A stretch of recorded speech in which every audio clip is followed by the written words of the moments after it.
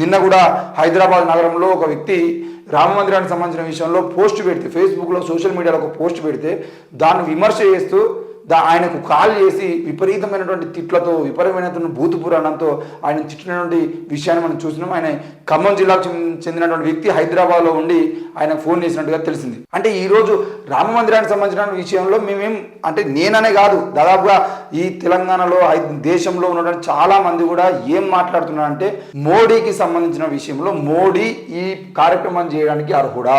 ఇది మనం అసలు నిజానికి గర్భగుడి నిర్మాణం జరగకుండా, ఆలయ నిర్మాణం పూర్తి కాకుండా, ధ్వజస్తంభాలను ఏర్పాటు చేయకుండా, పూర్తి ఆలయం నిర్మాణం కాకుండా నిర్మాణం మధ్యలో ఉన్నప్పుడే పక్కన ఉన్నటువంటి బాలరాముడి విగ్రహాన్ని ప్రతిష్ఠించడం అనేది హిందుత్వమేనా?